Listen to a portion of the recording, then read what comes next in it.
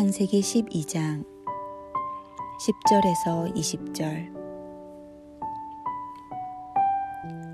그 땅에 기근이 들었으므로 아브람이 애굽에 거류하려고 그리로 내려갔으니 이는 그 땅에 기근이 심하였음이라. 그가 애굽에 가까이 이르렀을 때에 그의 아내 사레에게 말하되 내가 알기에 그대는 아리따운 여인이라. 애굽 사람이 그대를 볼 때에 이르기를 이는 그의 아내라 하여 나는 죽이고 그대는 살리리니 원하건대 그대는 나의 누이라 하라. 그러면 내가 그대로 말미암아 안전하고 내 목숨이 그대로 말미암아 보존되리라 하니라. 아브람이 애굽에 이르렀을 때에 애굽 사람들이 그 여인이 심히 아리따움을 보았고 바로의 고관들도 그를 보고 바로 앞에서 칭찬하므로 그 여인을 바로의 궁으로 이끌어들인지라. 이에 바로가 그로 말미암아 아브람을 후대하므로 아브람이 양과 소와 노비와 암수나귀와 낙타를 얻었더라. 여호와께서 아브람의 아내 사레의 일로 바로와 그 집에 큰 재앙을 내리신지라. 바로가 아브람을 불러서 이르되 내가 어찌하여 나에게 이렇게 행하였느냐. 내가 어찌하여 그를 내 아내라고 내게 말하지 아니하였느냐. 내가 어찌 그를 누이라 하여 내가 그를 데려다가 아내를 삼게 하였느냐. 내 아내가 여기 있으니 이제 데려가라 하고 바로가 사람들에게 그의 일을 명하매 그들이 그와 함께 그의 아내와 그의 모든 소유를 보내었더라.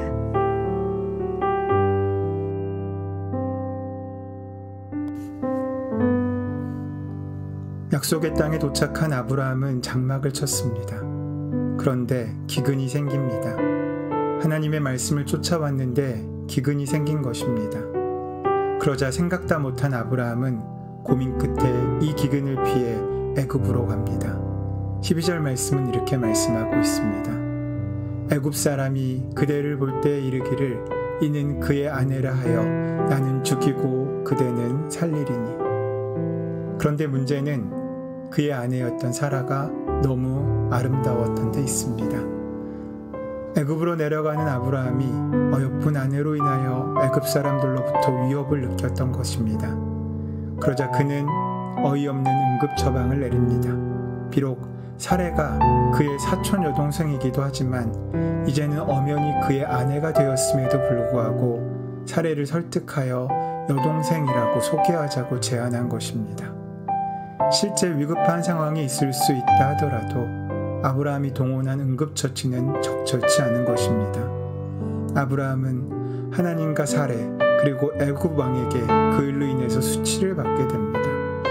어쨌든 아브라함이 엎질러 놓은 물을 하나님께서 감당하십니다. 아차하면 아브라함의 후손을 통한 하나님의 꿈이 무산될 뻔한 다급한 상황에서 하나님께서 직접 사레를 보호하시는 것입니다.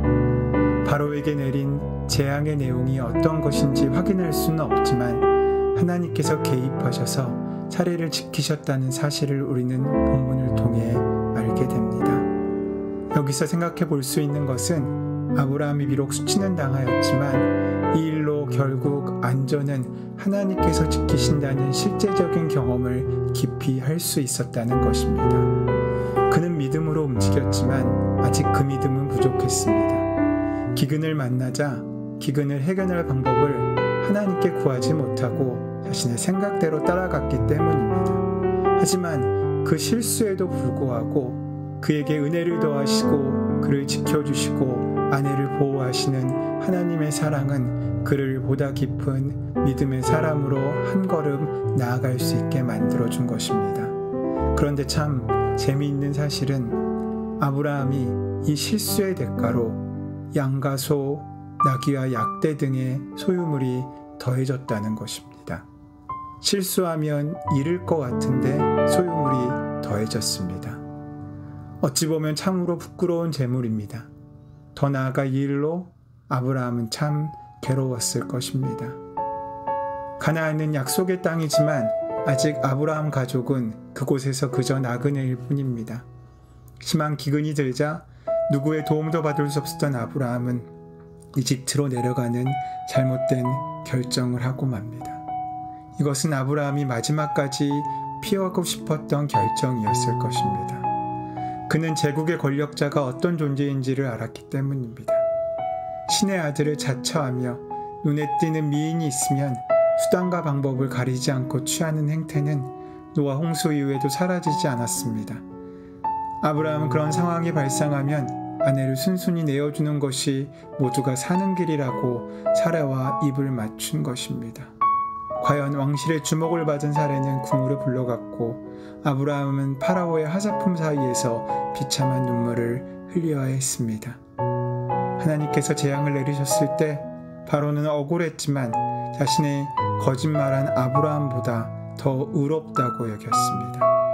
하지만 하나님께서는 약자들이 살기 위해 스스로 타락하게 되는 구조적인 악에 대한 책임을 바로에게 묻고 있으신 것입니다. 하나님의 역사가 제국의 왕권보다 크다는 사실입니다. 하나님께서는 거짓을 미워하시고 진실을 기뻐하십니다. 하지만 성경에는 하나님의 백성들이 거짓말을 하고도 책망을 받지 않는 장면이 종종 나옵니다. 대부분 본문처럼 불의한 권력의 서슬퍼런 위협 앞에서 벌어진 사건들입니다. 개인의 의지만으로는 의로운 길을 걷기가 정말 어렵다는 사실을 하나님께서는 아십니다. 우리는 나와 형제 자매들이 모두 성령으로 충만하여 신앙과 일상에서 승리하기를 바라지만 현실은 그렇지 못합니다. 세상이 각 사람에게 가하는 위협이 각자의 능력으로 감당하기에는 너무나 크기 때문입니다. 그러므로 우리는 서로에게 실망할 것이 아니라 불의한 권력자를 책망하신 하나님처럼 서로를 긍휼히 여기고 불쌍히 여기며 함께 연대해야 합니다. 낙담한 이웃을 소망으로 일으켜 세워주고 사회적인 구조적인 문제가 있다면 해결될 수 있도록 관심과 힘을 모아야 합니다. 그럴 때 하나님의 공의는 우리의 삶에 더욱 풍성히 실현될 수 있습니다. 우리는 여전히 연약합니다.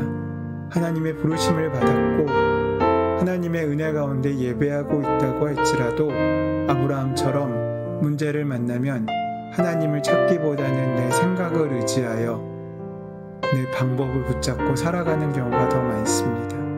하지만 그럼에도 불구하고 우리의 소망은 우리의 하나님은 신실하시고 우리와 맺으신 그 언약은 결코 변치 않으신다는 사실입니다.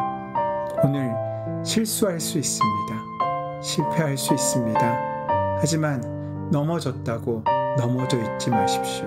주님과 함께 일어나 다시 은혜를 향하여 걷는 귀한 하루가 함께 하시기를 소원하고 축원합니다.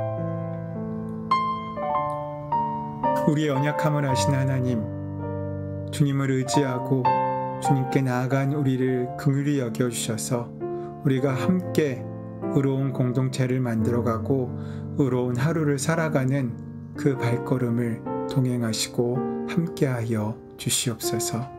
우리 주 예수 그리스도의 이름으로 기도드립니다. 아멘. 이제 주신 말씀을 깊이 묵상하고 마음에 심어 함께 기도함으로 오늘 하루를 말씀처럼 살아갈 수 있게 되기를 위하여 기도함으로 나아가시겠습니다.